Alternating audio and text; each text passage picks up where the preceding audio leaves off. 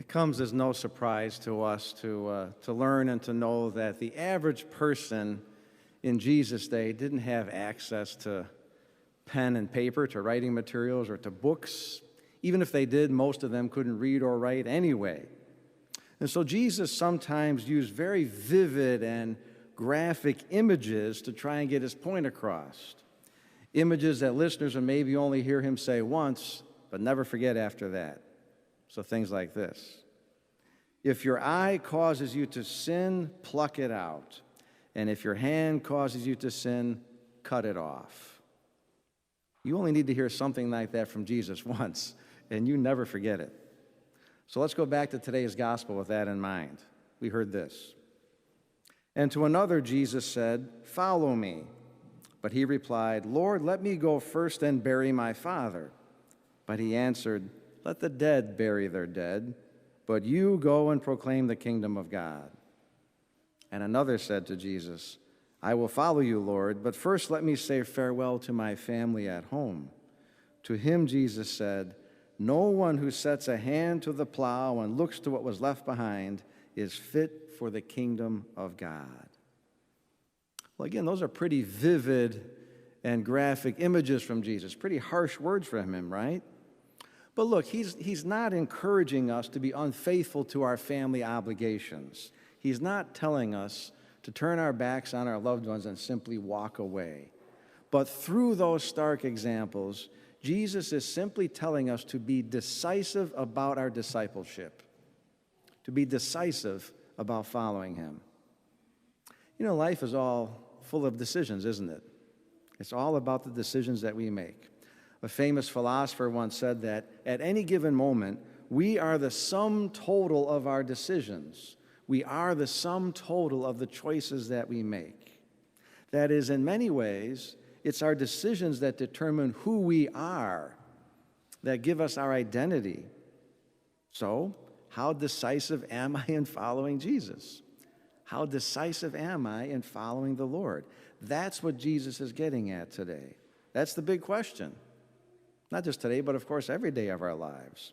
We're called by God to be decisive about our faith, about our discipleship. Now, we have free will, of course. We've all been given that. We have the freedom to make our own decisions.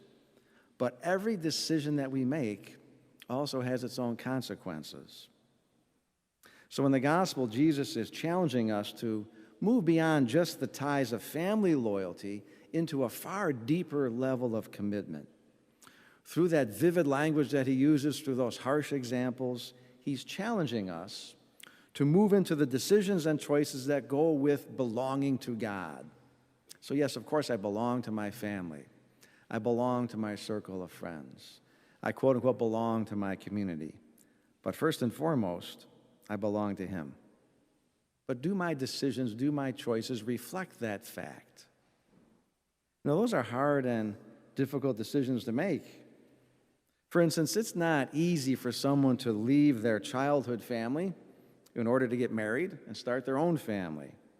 But we've all met husbands or wives that have never really emotionally left their father or their mother. And it's left them not really able to totally surrender in love to their spouse or to their children. In other words, they're not decisive. They're not fully committed. They're not willing, or maybe they're not able, to sacrifice for someone outside of themselves. In a sense, they're refusing to acknowledge that sacrifice in reality is simply a fact of life. It's a fact of life. We all are forced to sacrifice from time to time. So it's not a question of whether or not we're willing to sacrifice. It's a question of how much are we willing to sacrifice, and for whom, and for what are we willing to sacrifice. Real love, Christian love, demands sacrifice. At the same time, though, as St. Paul talked about in our second reading, Christian love also brings true freedom. We can think of it this way. You know, people who truly love each other give each other the gift of freedom. That is, the freedom to be the very best version of themselves, the person that God created them to be. And ironically, true freedom is also found in being decisive, in making decisive decisions and choices. Again, we all know, for instance, indecisive people. You know, folks who try to keep all of their options open so they can't make up their minds. They're kind of immobilized by their inability to make a decision. And that means they're not really free at all, are they? They're not free.